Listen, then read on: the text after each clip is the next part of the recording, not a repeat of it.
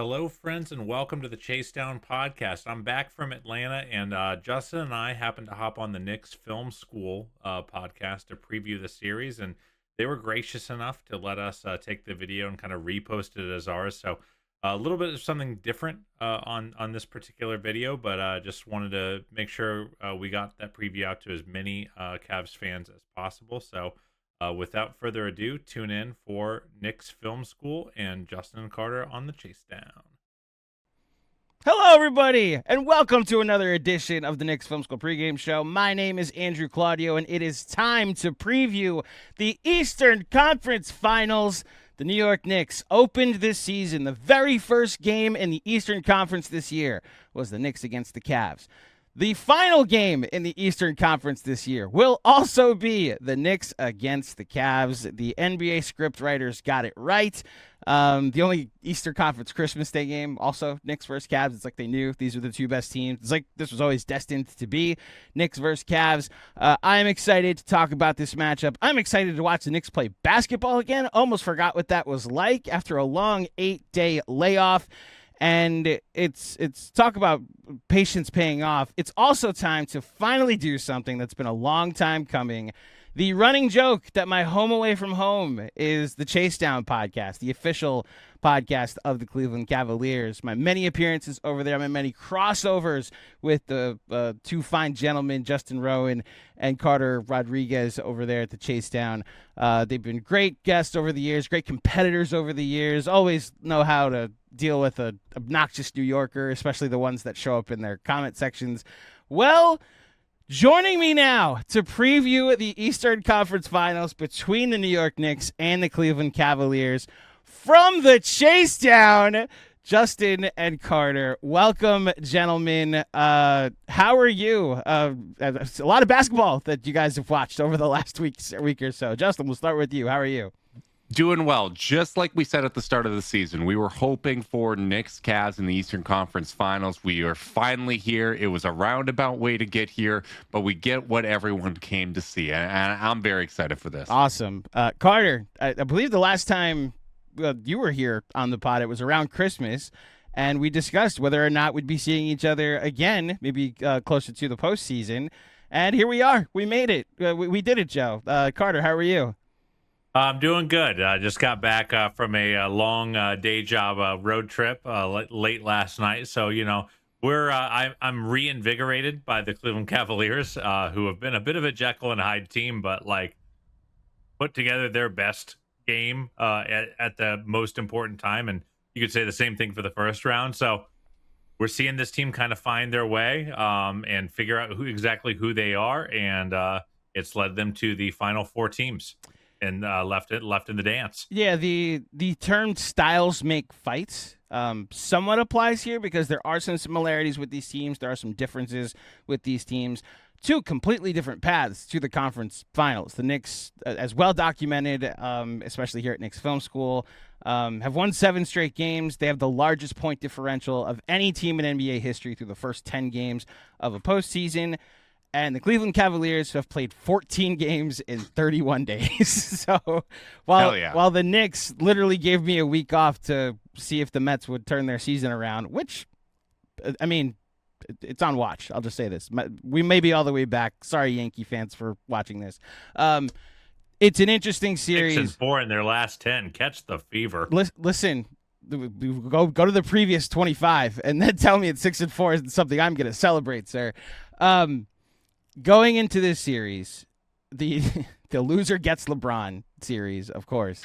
I have so many questions from a Cleveland perspective. And like Justin, the last time you were here, I actually think the conversation you and I had when we previewed the last regular season matchup, we threw it out there. It's like, it's probably just going to be Knicks Cavs at the end of the day. And there was a lot of talk this year around around Detroit and around Boston.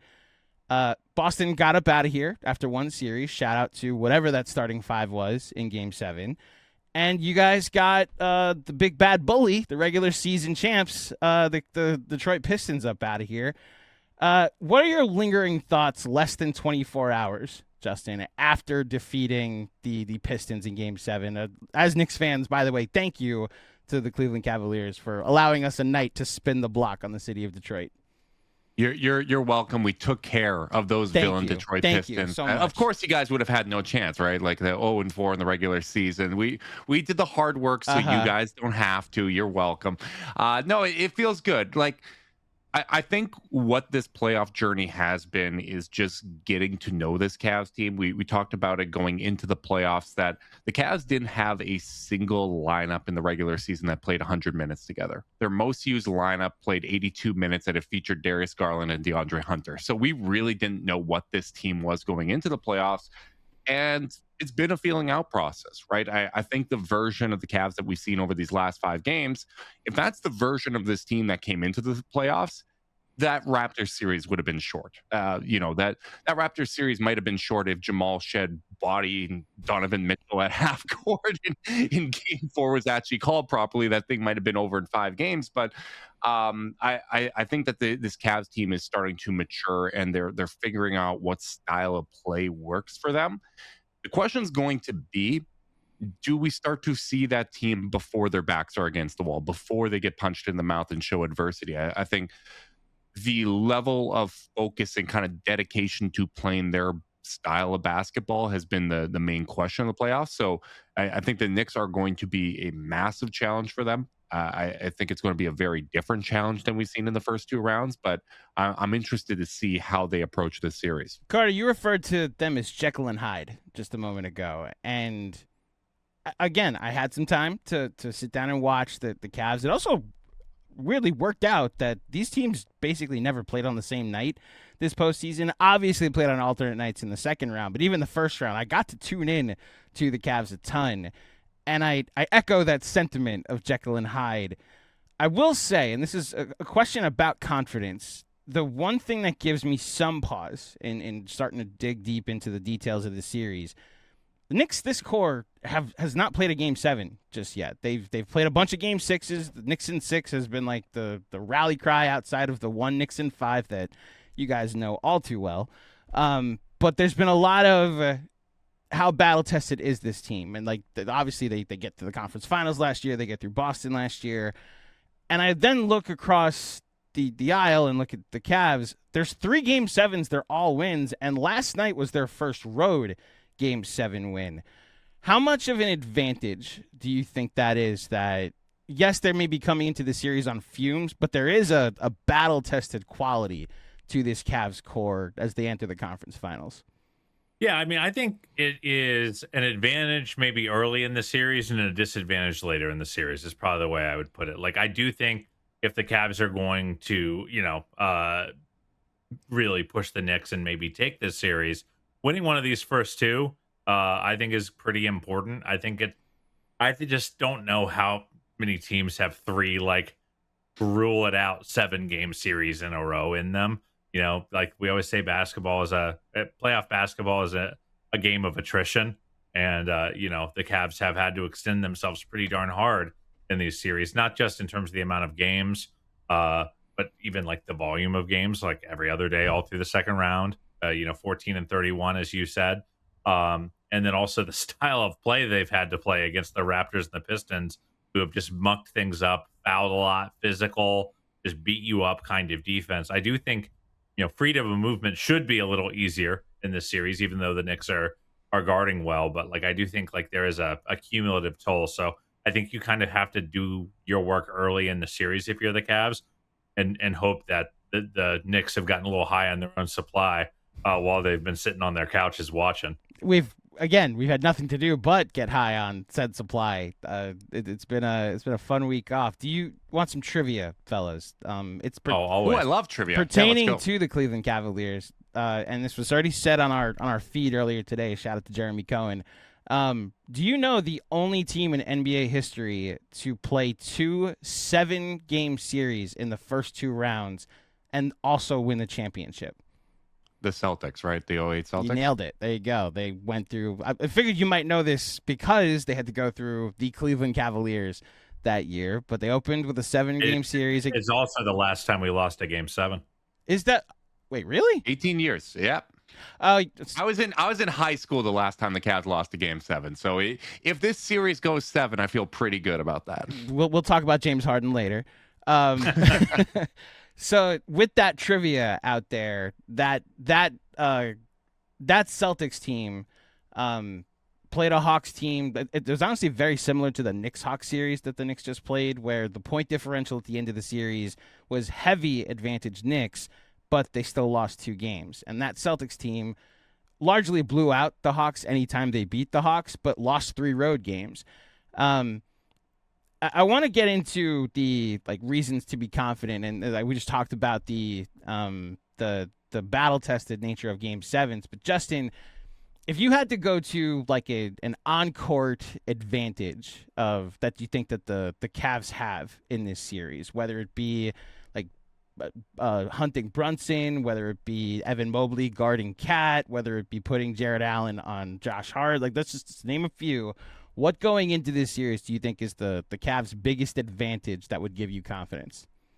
Oh, I do think it's the Evan Mobley Cat matchup. I think what got the Knicks going, particularly in that second round, is running a lot of offense through Karl Anthony Towns, and Evan Mobley is playing his best basketball. I think through 2 rounds, Evan Mobley has been the Cavs' best player, and he's been a more aggressive version of himself as well. You look at the Cavs' wins throughout the playoffs. In the wins, he leads the team in front court touches. They run a lot of offense through him. His playmaking has been really good. He's been more aggressive as a scorer. And I think he's well suited to defend Karl Anthony Towns. The Knicks, field goal percentage allowed at the rim has not been great in the playoffs. It's one of the few things that hasn't been going well. So I think that the Cavs do have a little bit of an advantage when it comes to the inside. Question's going to be, do the Cavs consistently use the bigs, right? We've seen it throughout the playoffs that the games that they've lost, it's been too guard orientated. You have guys like an OG Anunoby and Mikal Bridges that contain things at the point of attack, and the guards get too ISO heavy, and it's step backs and trying to draw fouls from James Harden, and Donovan isn't feeding guys. Prior to Game 7 versus Detroit, Donovan Mitchell didn't reach his regular season average in assists per game once in the playoffs, and he exceeded it passing it in Game 7. So hopefully that's a step in the right direction here, but I think if the Cavs are using the bigs on the interior, that should be an advantage for them. So Carter, in the past we've talked a lot about the rebounding advantage that the Knicks have had over the years in this matchup. I'm staring at the numbers now. It's also become an offensive rebounding, and the name Mitchell Robinson should probably come up here when I talk about it. The Cavs are 14th in defensive rebound percentage throughout the first 14 games, or the first 2 rounds of the playoffs. For those keeping track at home, 16 teams made the playoffs. How much does that Knicks advantage worry you? And then same question, what advantage do you think the Cavs could potentially have to then match that advantage the Knicks might have? I'll answer your question first, then talk about what advantages I think the Cavs might Please. have. I think it is a pretty major one. It's one of those possession battle thing. Cavs have just got. I think the reason the Cavs went to 7 in both their series is that they just got creamed in the possession battle. They've turned the ball over a hilarious amount. I think they've only had 2 or 3 games with less than 15 turnovers of those 14. And they have been getting smashed on the defensive glass. The numbers continue to show that when they go down to one big, those numbers just tend to crater. If they go down to one big with either Strus or Jalen Tyson at the 4 in lieu of Dean Wade, they crater even further. So I do think that is going to be a major attack point for the Knicks, which I don't think is going to surprise anyone.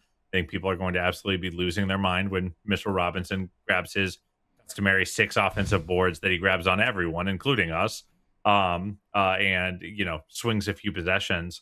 But I think in terms of where the Cavs do have some advantages, I kind of do think they're going to go back to Dean Wade starting, even though they put Strus in for Game 7, because of that, the matchup with Mobley and Towns, they really seem to like Dean Wade on Jalen Brunson, and Wade did a really, really nice job on Brunson this season.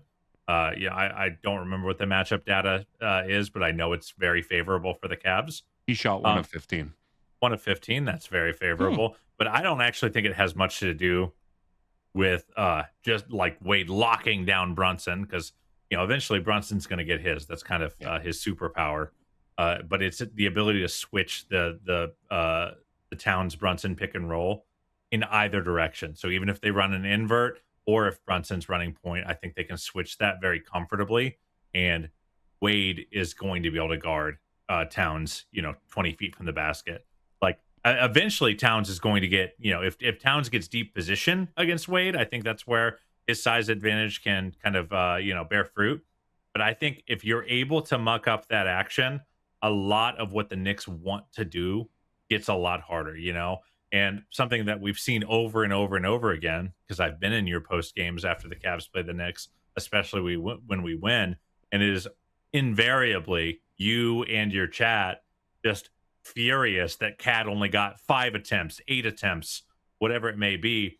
It's kind of a, like, if Evan Mobley and Jared Allen touches are the canary in the coal mine for us on whether our offense is functioning in a healthy way, I think Towns touches are kind of yours, where even if he's not having a crazy game, if he's involved and engaged, then in creating kind of that panic with his shooting, with his ability to drive, his ability to finish, then everything else just starts to get a little clunkier, a little harder. And like, this Knicks team is much more offensively talented than past iterations. So that clunkiness is less painful than at other times. But, with guys like OG just going nuts and things like that. But like, I do think if the Cavs want to hold the Knicks offense, which has just been outrageous in this postseason, to anything reasonable, I think the Wade Mobley handoff of Brunson and Towns is an advantage that the Cavs have demonstrated over the years. So to the barometer of Cat, like, you're right that in the regular season and in matchups past, it's been like, how did Cat only get 4 or 5 shots in this game? This postseason, his scoring is down, but everybody seems to believe, and I think I'm included in that, he's playing the best basketball of his career, because you're right, it's about touches, and they're running the offense through him at certain stretches. He averaged 7.5 assists in the conference semis. So here's my word. I mean, it goes back to the Hawks series when the Knicks went down 2-1 against the Hawks with those 2 1-point losses. You saw a noticeable shift in, we're going to put Cat in the pinch post and just have him survey the floor. Like, we made a joke off air about how I'm trying to quarterback this episode. Unfortunately, I'm a Jets fan, so hopefully I'm not throwing too many pick sixes in this one. But Cat has largely turned into a quarterback that can just see the entire field. And it's why I actually think the barometer isn't Cat. It's OG Anunoby, because the reason OG's been able to average what he was averaging before he had the hamstring injury was because he's just like, they're running these flex sets where Brunson dumps off to Cat. He'll go set a screen for OG, and two rounds now, no team had an answer for it. Like, whether it's getting OG open, whether it's a distraction because they're going to hit someone for a corner 3, whether it's to then get Brunson back open with a more favorable matchup. It's just been beautiful offense that the Knicks have been able to dictate terms. So, ironically, we talk about Evan Mobley guarding Cat, and that is, to me, an advantage. It also takes him away from OG Anunoby, and I do wonder if there's a world where, like, Wade gets switched on to Brunson, or they put Allen onto Cat and then put Allen onto Cat and then put Mobley onto OG, because the Knicks took Josh Hart off the floor, right? And so there's those types of advantages that I think the Knicks can go to in this series, or different adjustments I think they can go to in this series. I just did a quick chat just because I was blown away by Towns' playmaking. He's got 20 more assists than Donovan Mitchell in the playoffs. In 4 less games, which, like, that's crazy in both directions, obviously. But man, that's pretty impressive. I don't know if that jumps off the page to me, though. I do think the Cavs are going to generally trust, guys like Jared Allen to, be good isolation defenders on the OG Anunobys of the world. OG's strengths, he's got a lot of strengths offensively. I think I'm higher on him offensively than some folks in the wider NBA sphere. But like one thing he doesn't really have a ton of is wiggle. He's not like a super bendy guy. He's very downhill. Yeah, he's a bowling ball. I think it's one of those things where like if Jarrett isn't able to like play that matchup to a draw, we just probably have bigger problems. Your solutions I think would beget more problems. I think they will keep Mobley on Towns unless it is absolutely impossible to do otherwise. Justin, do you agree that they'll go back to the Dean Wade starting five? I kind of thought that they'd stick with Max Strus, right? Keep the Knicks a little more honest. The thing with Strus is he's coming back from that Jones fracture in his foot, and the lateral quickness when he first came back was really poor. It has been getting better progressively as the playoffs have gone on. So I think if he was 100% himself, starting Strus is kind of my easy solution here. I think it's just harder for the Knicks to hide Brunson on the small forward if it's Max Strus out there. We saw that last year, right? Where in those matchups, all of a sudden the Cavs had a clear advantage, right? They swept the Knicks last year in the regular season. They weren't able to hide him on Strus the way that they would hide him on Isaac Okoro back in the day. So I'm interested to see which way they go with it. I think my biggest questions for the Cavs coming into this series are all on the defensive end rather than the offensive end. So that's probably a point in Carter's favor for starting Dean Wade. If I can interrupt Please, a little, go ahead. the other thing that's interesting to me about Dean in the starting lineup is it is putting Brunson on a 6'10" player. Now, Dean certainly does not play with the force offensively of a 6'10" player. They're not going to be running post-ups, but I do think the screens, that Dean can set are a little bit stronger. I think when he does slip into open space, the Knicks will really have to commit the resources to go stop the ball, just because, even if you're Dean Wade, who is not a prolific offensive player at all, he went like 90 minutes without a field goal attempt against Detroit. But like if he's running straight towards the rim, you do have to go bring someone over to stop, and Brunson is not going to be contesting those shots. I also just think there's a lot of value in the offensive glass if they can get switches, just in terms of crashing down and getting deep seals. So I think Dean provides not just the defense, but I think he adds help on the offensive and defensive glass, Andrew. And there's one thing that I did want to note is you asked us about our defensive rebounding woes. What you might not have noticed is that the Cleveland Cavaliers are the number one team in offensive rebound rate in the playoffs so far. So it's because the Knicks don't miss shots, so there's no offensive rebounds to get. Interesting. But yes, they are. When you miss a ton of shots, there are plenty of offensive rebounds available to get. Well, they've missed. They've missed a ton. They have missed some shots. Look, the Dean. First of all, I know we've discussed this, but I want to reiterate for anybody, especially in the Cavs audience, when this ends up on your feed. You guys are aware of the Knicks Film School significance of Dean Wade, the Fred Katz. Yes. The Fred Katz. Yeah, so absolutely. We just did our 10th ever Dean Wade draft this morning, which was Jonathan Macri, our main host, and Fred Katz of The Athletic. When we did the first ever Dean Wade draft, which was just a draft of the most important players in the series, Fred took Dean Wade over R.J. Barrett before that series. And I don't have to tell Cavs fans how important R.J. Barrett was in that series. The pick was ridiculed so much, and we like to take things that we're ridiculed for and turn them into bits, that we've now renamed that draft we do before every series the Dean Wade draft. And Dean Wade was selected finally in a Dean Wade draft 10 drafts later. You guys mentioned the fact that he would have to be that Brunson would have to guard someone that's 6'10". I do wonder if you have someone that isn't going to be as much of an offensive threat against Brunson, if that's just not advantage Knicks.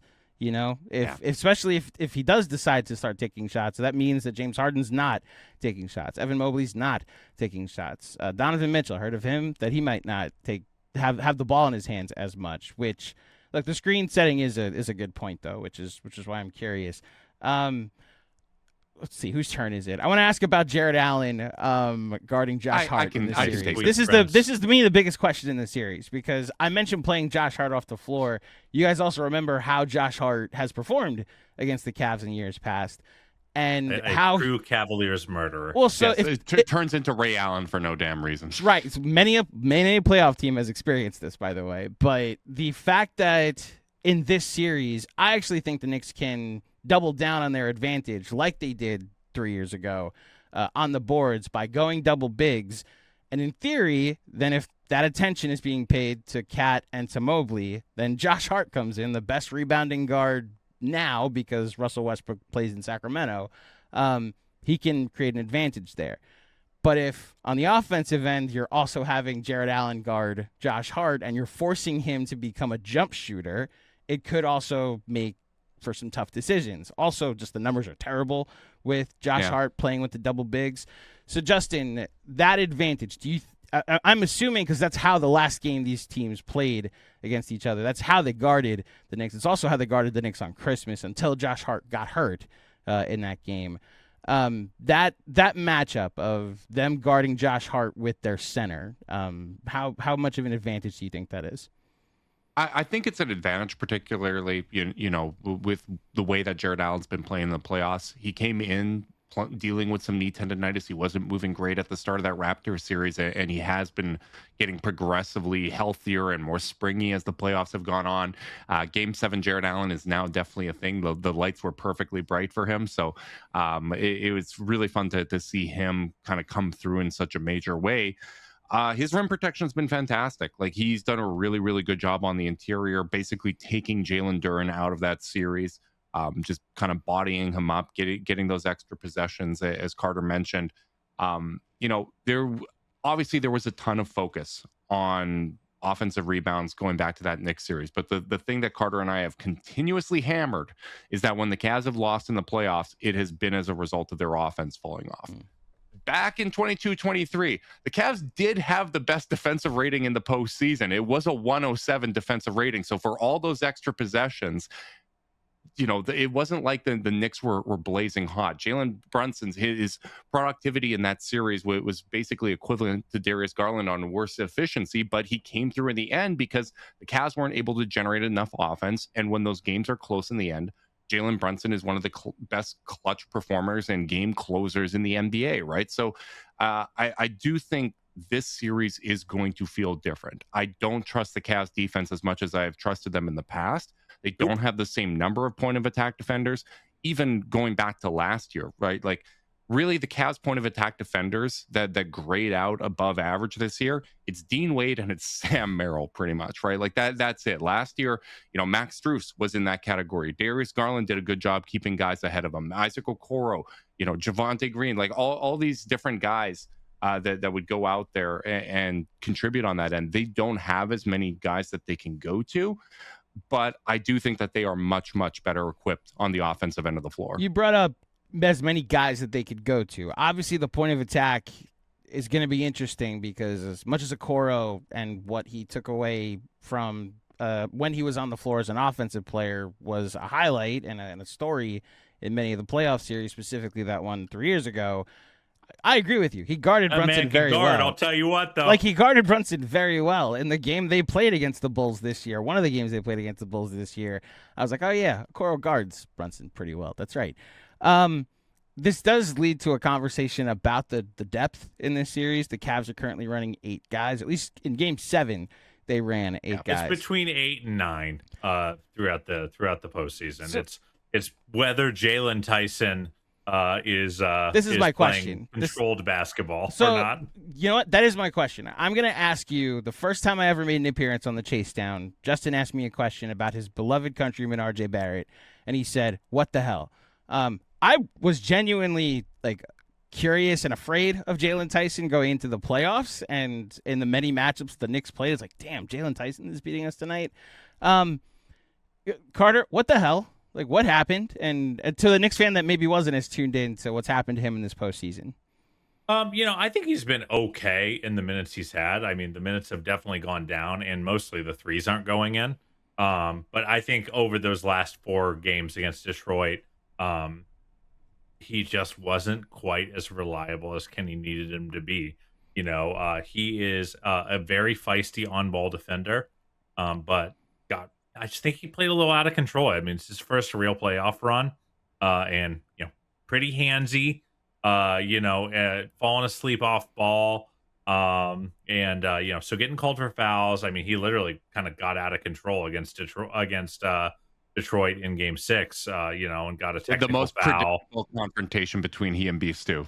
As the one we knew was coming, but the Yeah. fact that Beef Stew was by a mile the more controlled man tells you that Jalen was not maybe in his most serene state of mind. So I just think it's a little bit of that, and so it's like if you're not going to be attacking at a really really high level or making threes, then it just gets the margin for error in the playoffs is really really hard to play a guy who can sometimes zone out on the defensive side of the ball, especially in series against the Raptors and the Pistons, where you go, man, like their only road to scoring is back cutting us. You can't get back cut, So like I do wonder. Yeah, I expect him to get a crack again against the Knicks. That's kind of how both series have started. Is can he kind of casts a wide net at the front end and then sees who's showing up for him as the series goes on, and whoever isn't kind of gets pared down and out of the rotation. So I expect him to play in this series, if not just because he also did a pretty darn good job on Brunson, and in terms of like giving Brunson a spot to hide in these lineups. He is the most equipped of any of the threes between Max, Dean, or him to actually attack on the ball, Right. and to run pick and roll. And I think that's why he did so well in those games against the Knicks and had you a little spooked. It's one of the reasons why it is an X factor. I'll say this going into this series, that if he shows up and he's anything close to the regular season version, that's just another variable that the Knicks have to worry about. But listen, we talk about the Cavs going 8. When the Knicks chose to move on from their head coach after making it further than they have in 20 years, that was criticized. But one of the things I thought they'd be able to do is look and maybe add some depth, maybe explore what it's like to play more than a 6 or 7 man rotation. I'd tell you, with largely the same roster outside of Jose Alvarado being added and Jordan Clarkson being added, the Knicks come into the series almost with too many guys that are going to be looking for playing time, that are deserving of playing time. Justin, who on the Knicks in their bench? And I'll give you the options. Well, and I'll let's put Mitchell Robinson to the side for a second, because that's going to come up in a narratives section that I want to specifically ask you about. But between these guards that they've been rotating, Landry Shamet, Jordan Clarkson, Jose Alvarado, and Deuce McBride, who do you think is going to annoy you the most in this series? And more specifically, who do you think puts the most fear into you as far as who could hurt the Cavs in this series? So I think the one that's most likely to be effective is Deuce McBride. The one that is probably going to annoy me the most, it's Jose Alvarado, because Carter mentioned the possession battle, right? And Alvarado is capable of capitalizing on the Cavs when they're not paying attention, and boy, do we not pay attention sometimes. Mr. Claudio. But some of the turnovers are fine, right? Like you're trying to do something aggressive. I will live with those. It's part of the deal with James Harden. We were kind of talking about, the trade-offs of going from Darius Garland to James Harden. Harden already has way more turnovers in this playoff run than Darius Garland has in his Cavs career in terms of playoff turnovers. It's an amazing stat. So I think it's 7 more than Garland has in his career. But the lack of focus ones, I think, were what drove us nuts. And it is one of those things where I know New York's going to get some second chance opportunities. They're one of the best offensive rebounding teams in the league. Detroit was better than the Knicks in terms of offensive rebounds on the season, offensive rebound percentage. And one of the big differences is Detroit was also the best team in the league when it came to generating steals. The Knicks are 19th. So if you're not kind of adding those steals and those kind of live ball turnovers to the mix, I feel better about the Cavs' ability to win those possession battles and take care of the basketball. They managed to get those offensive rebounds themselves as well. So I'm if they can just not have those lazy ones, I'll feel good about it. But Jose Alvarado is the one that can capitalize on those kind of lapses in focus. So he would drive me the most nuts. You want to know? I'm gonna go. Go I'm gonna ahead. go Yeah, the you other too. way. You too. I'm gonna go with Deuce. I and actually not because of the defense. I mean, we saw him flip games against the Cavs in the past with his crazy point of attack physical defense, beating up a smaller Darius Garland. I think the Cavs are a little more insulated from that. Harden is not a guy who, he's just so big and strong. That's like one of his great strengths is never getting sped up. Even when we want him to speed up, he's going to play the same pace that James Harden plays.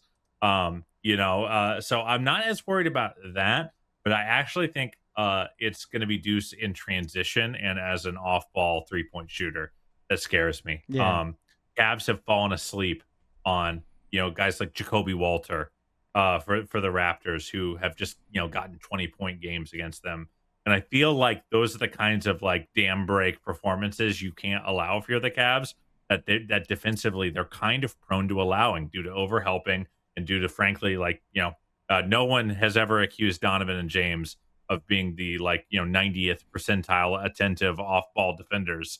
So I think that kind of pushing in transition, just running ahead of the play, and his ability as a catch and shoot 3-point shooter, both scare me in the series because I think those are the kinds of things that can flip games. Two good answers, Alvarado and Deuce McBride. I'm letting you know now you're going to get annoyed at what the offensive rebounder Jordan Clarkson has become. He has one of the highest offensive rebound percentages left in the post. It's come out of nowhere. Guys, he hasn't hit a three since March 20th. This isn't a bucket getter anymore. This is what happens when you play the Atlanta Hawks and the Sixers I'm telling you, it goes back to the regular season. He got taken out of the rotation and then suddenly decided I want to play basketball again and just turned into a guy that cleans up on the glass. I know I don't have to tell you about the Jordan Clarkson experience because you went to the finals. Here's the important thing. Like I do think the Cavs perimeter guys actually boxing out and getting the rebounds is going to be important because everyone talks about the bigs. Most of the time, as Carter said before, it's the single big configurations where terrible point of attack defense. Donovan let someone by him. We saw that in the Knicks series as well. Jared Allen is the lone big, or Evan Mobley is the lone big, is forced to contest a runner, and it takes them out of defensive rebounding position, and then they get blamed when they weren't the point of attack. Or the bigs are boxing out, and Josh Hart swoops in while the other guys aren't paying attention. Yeah. And in the Detroit series, particularly in the middle of it there was a stretch where the Cavs were giving up a lot of offensive rebounds, and none of them were to centers or power forwards. Like Jalen Duren was kept completely off the glass. B-Ball Paul was kept off the glass. Beef Stew was kept off the glass. And it's just Asar Thompson or, Dennis Jenkins getting offensive rebounds. So it's going to take the perimeter guys actually contributing there and keeping their focus. So that's not a bad shout. But you're not gonna make me say I'm worried about Jordan Clarkson. Didn't say you should be. That's why you chose the correct. To make me say that. You chose the correct players. Again, we are literally tracking it. Tomorrow it will be almost 2 full months since he made his last 3-pointer. It's March 20th was the last time it happened. So the first he's going to hit some against the Cavs. Don't you worry. We've already told our friends of Fanatic Sportsbook, just let us please take the over 0.5 in the series of made threes. I want to be able to profit off of his first 3 since the end of March. I want to talk about some narratives before we get out of here. And Carter, we'll start with you. I'm going to give you 3 narratives that I believe are out there, whether it be more loudly put out there by Knicks fans or maybe in the national media, some talking points, right? So James Harden and just the forever narrative about his career that he is, and I couldn't help but laugh that in the Cavs' 31-point victory in Game 7, still went 2 for 10 from the field in Game 7. Jalen Brunson owns Donovan Mitchell, which is simply just that he's eliminated him twice and largely is the reason why he was no longer a member of the Utah Jazz because his coming out party was Game 2 of that series when he was with the Mavericks. And then this may be a adjusted one, so you might want to leave this one, but Mitchell Robinson is the Cavs' worst nightmare off of his what was it, a 9-7 series? The greatest 8 and 9 8 series and 9 of all time. series, Yep. yeah, from 3 years ago. So of those narratives, which one annoys you the most, and which one do you think will be changed as a result of this series? What was the first one again? Just James Harden in general, and the Oh, narrative of his existence. Well, I wouldn't say it annoys me, Okay. but but I will say the way James Harden has been talked about when the Cavs have a hard time, really reiterates to me that people aren't really paying attention to the game. Listen, I was not Harden's biggest fan prior to the trade. I had certainly had my criticisms of his postseason track record and all that stuff, but like just watching the games and watching who when they're on the floor I feel comfortable versus who when they're on the floor I'm nervous. Like James has been the guy where I'm like, can we squeeze a couple extra minutes out of this shift? Can we get him up to 40, 42, 43 minutes in this game to make sure that we're going to be safe and okay? Like even when James is turning the ball over, like that horrible game 6 against the Pistons where we got ran off the floor and he had 8 turnovers. Our turnover rate was like 20 points lower with him on the floor, which goes to show you just about the degree to which the offense was falling off when he wasn't on the floor. And that's not because he was scoring crazy volumes or anything like that. I just think he is a true point guard, and a team that has 2 bigs is that, basically function as the identity of the team. You need a true point guard to get them the ball. So I feel like I don't know if that's ever going to change at this point, short of a title, just because he's fun for people to hate on, like the foul drawing stuff is frustrating. The way he left certain teams is frustrating. So I don't know about more likely to like change, but I do think pretty much all but maybe one of the Cavs losses, James Harden would not be like the first, second, or third thing I would point to. So I'll be interested to see if Andrew Claudio's opinion maybe starts to change over the course of the series, if not the wider narrative. I agree with you that like narrative is the word to use about him because it ignores some of the brilliance that he's put out there in his career. The sample size is just a bit large for me at this point. Yeah, So I'm not saying he's draped himself in glory. I'm just saying in this particular Cavs run, I have not been like, James is killing us. If we had someone other than James, we would be in great shape.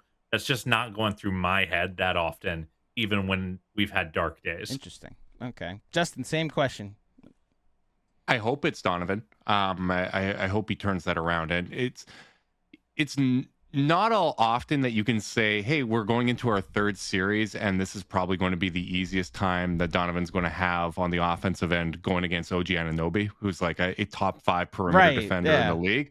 It just so happens that it was, Asar Thompson before and Scotty Barnes. Thompson might be the best defender I've ever seen in person. He was incredible just watching it. It's ridiculous. The answer Kenny gave about, we treated him like a cover corner. Like Daryl Revis. Yeah, literally like Revis. He literally called him Revis Island, basically.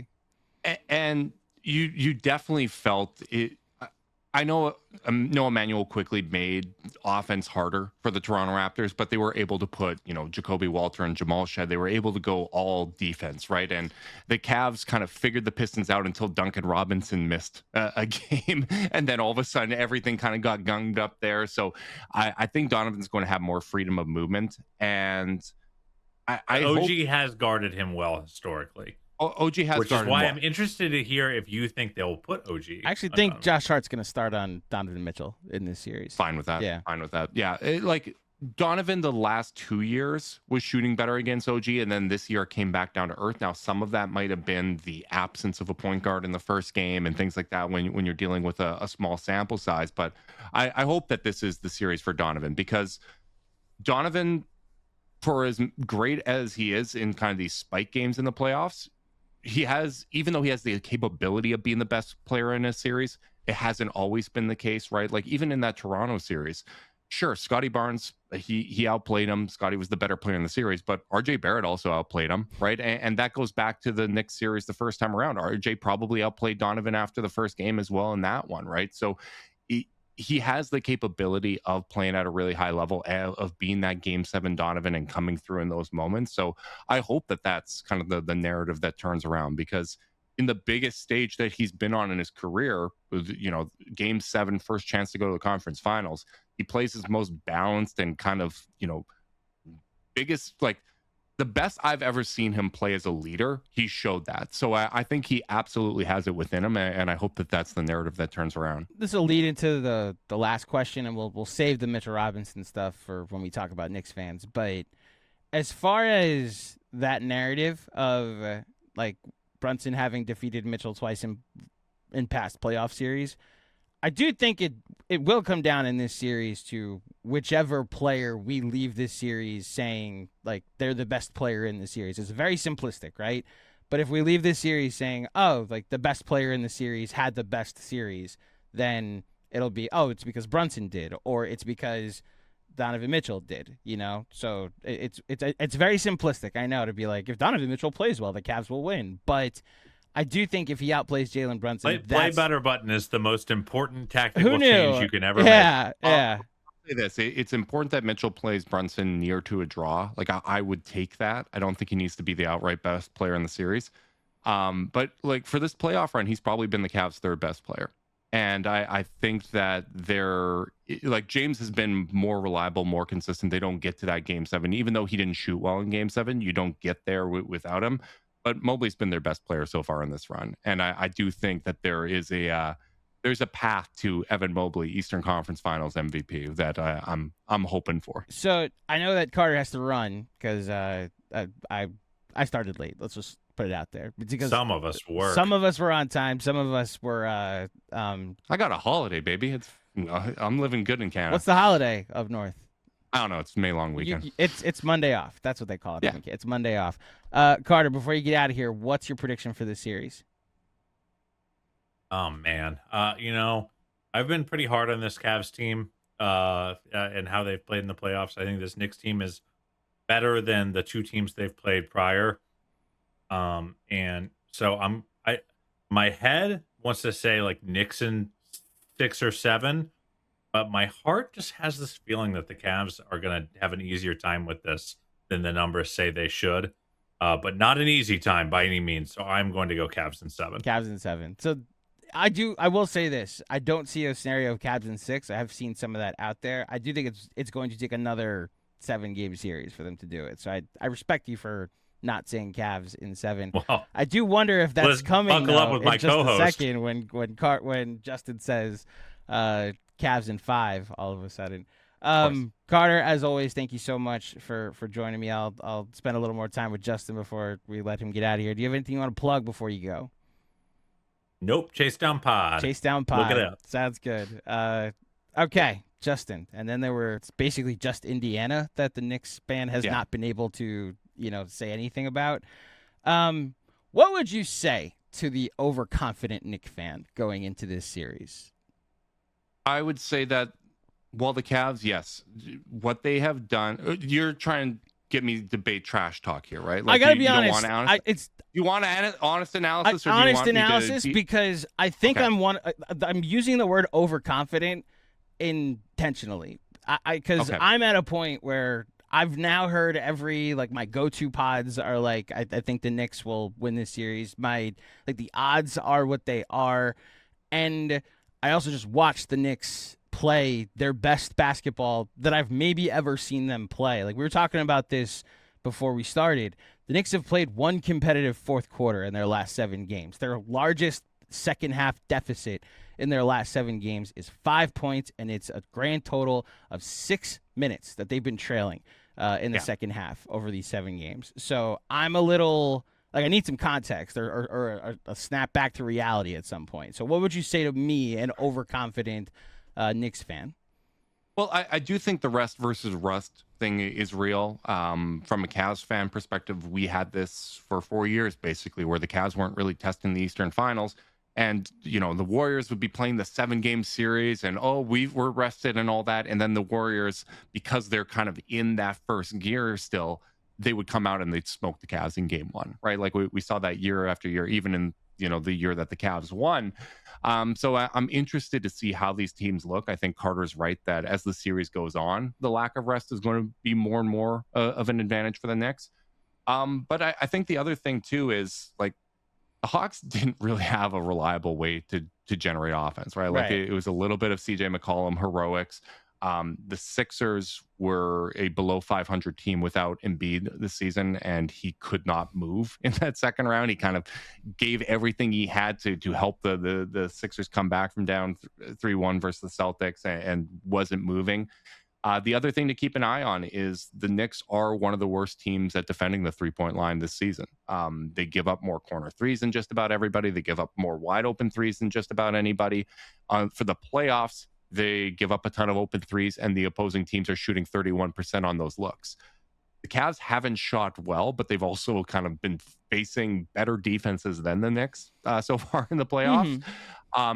Like if you're going to look at just kind of the season and shot profile as well, better defenses. So, the Knicks aren't a bad defense, though, is the only thing. No. And both of these teams, like the Knicks and Cavs, they have identical defensive ratings on the season in terms of half-court defense, even with Mobley and Allen missing some time, and Mitch obviously missed time, and that changes things for the Knicks. So, I do think what the Knicks defensive performance so far this playoffs looks like, if teams just kind of shoot league average on uncontested shots, might be a little bit different. So that's something to keep an eye on. But the Cavs also haven't been shooting well on those uncontested looks. Like even the ones that they've got since the trade deadline, they aren't the hottest shooting team. So maybe they do get hot, but that would be something I'm at least keeping an eye on. Interesting.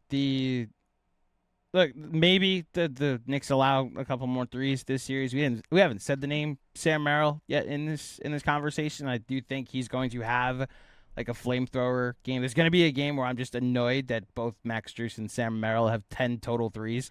I'm sure there will be. It might be more than that with those two when they get hot. Well, so that's a thing that I'm staring at. One thing I have said a lot in a lot of our preview content and just content in general is that I thought the Knicks would dictate who won any game in the first two rounds. And that's largely been true where their 2 1-point losses, I thought the Knicks lost rather than the Hawks won. And then they obviously won the other 8 games. I do think there will be things in this series. Like you mentioned that Evan Mobley's playing his best ball. I'm staring at what I saw in 4 of the final 5 games of that series against the Pistons. And it's like, that's an Evan Mobley that the Knicks will have trouble guarding, have trouble stopping, have trouble scoring on in this series. So, like, I do come into this series with a healthy respect that this is a large uptick in opponent quality. I will give you that. I'm not naive. I'm not a naive Knicks fan. I will give you that. I feel the same way. I think this is going to be a long series, and I think it's going to come down to shot making. Like, I felt that same way versus Toronto, and honestly Detroit too. Like I felt when the Cavs lost, a lot of the unforced errors were a big part of it. They lost more than the other team won. Cavs can come out and play a great game and lose. The Knicks can come out and play a great game and lose. Like these are teams capable of playing at a really, really high level. So that's why limiting those self-inflicted errors and stuff on both ends, I think, is going to be so important. But this might come down to shot making, right? I think both teams have things that the other team can't really deal with or don't have great answers. They might have some answers, but I don't think they have fantastic answers for. So I think shot making is going to be a big part of this. Over under, let's say 30 offensive rebounds for Mitchell Robinson in this series. Seems about right. So 5 per game, Cavs in 6. Yeah, 30. I'll go just over. So now that we get into predictions, here's my pushback to if you're going to go Cavs in 6. Do you really think the Knicks are only going to win twice in this series?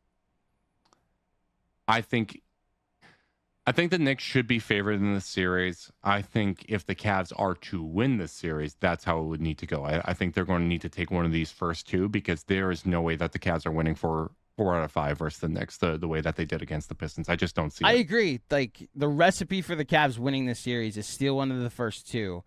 My only pushback is they would be able to wrap it up in 6. Now maybe the Knicks give away a game like they did last year against the Pacers, which completely changed the math of that series, right? Yeah. my only pushback would be the way the Knicks are playing, like this version of the Knicks, understanding what Philly was, understanding what Atlanta was, the Knicks going up 72-22 on a team is just not like that. That doesn't they showed the gap in how the scores went.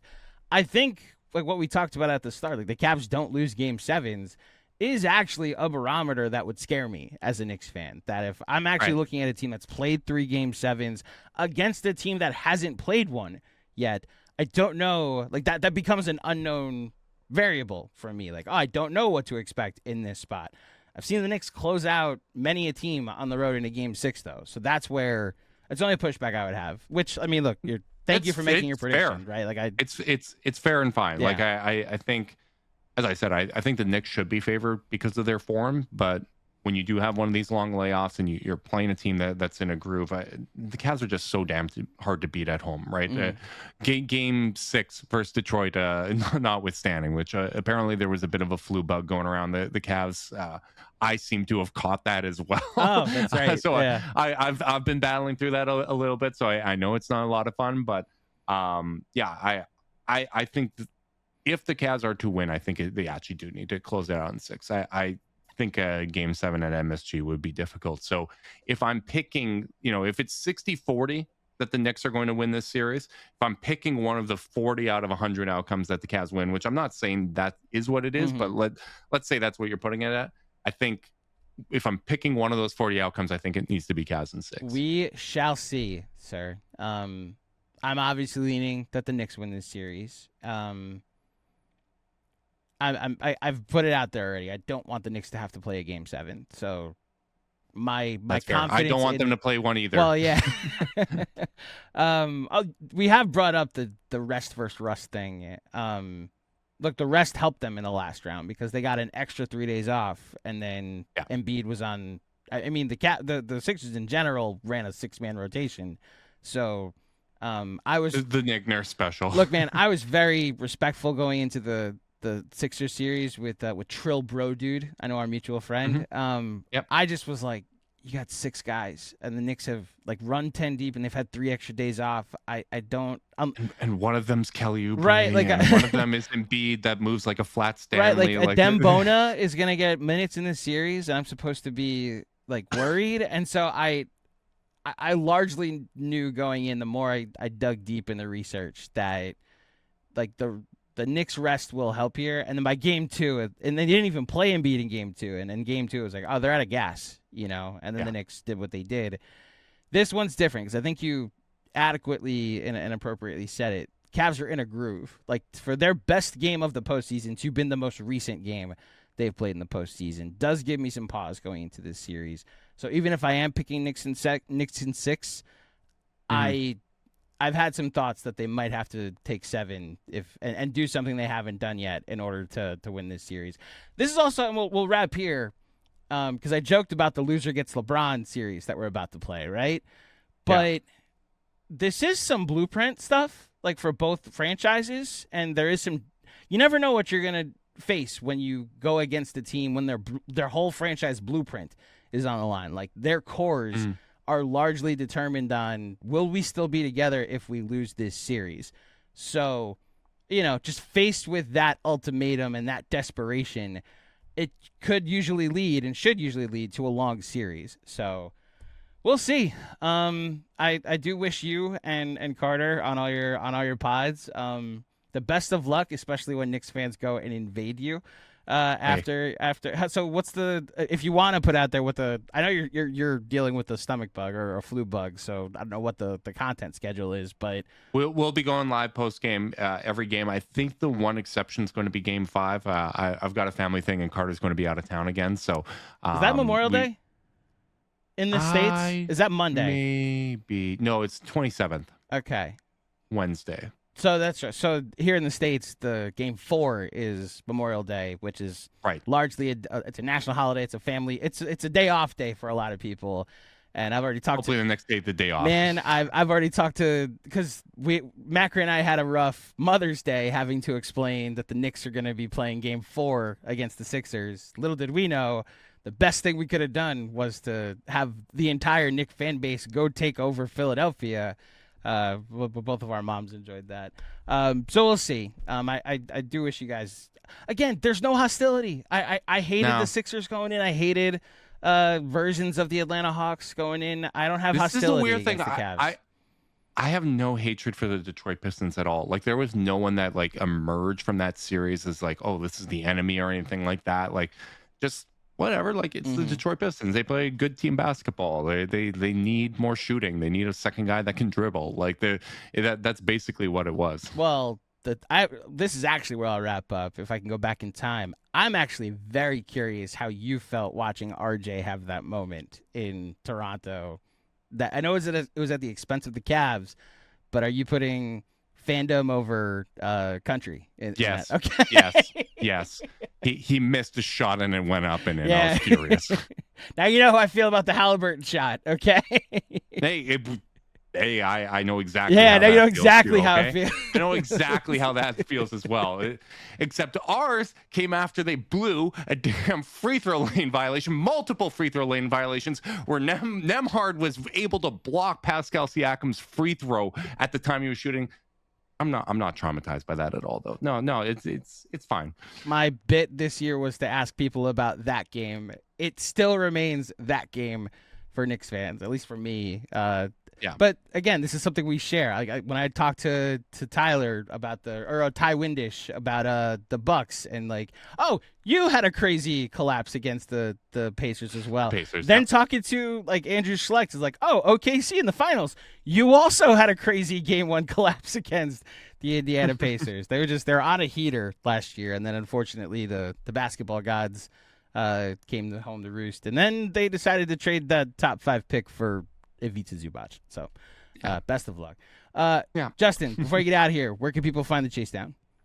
Wherever you found this podcast, you can find the Chase Down podcast. We go live on the Cavs YouTube channel. And if you're listening via podcast, it's wherever you found this one. Awesome. Thank you, Justin. I wish you the worst of luck in this series. I do wish you personally a speedy recovery, but I hope like the worst things happen, but everybody stays healthy to the Cleveland Cavaliers over the next 5 to 6 games. I appreciate it. We finally have a healthy playoff run where injuries aren't part of the storyline. There you go. Thank God. Knock on wood. Thank you, everybody, for tuning in to another edition of the Knicks Film School pregame show. If you dug it, please head over to this YouTube channel. Like this video. Remember to subscribe. If you're listening, leave a 5-star rating and a review on Apple or on Spotify. Macri and I will be live on the YouTube channel on Tuesday for Game 1 of the Eastern Conference Finals. We also have a watch party at Penn 6 in Midtown. Get there at 7 p.m. if you RSVP using the link in the pinned tweet on the Knicks Film School Twitter account.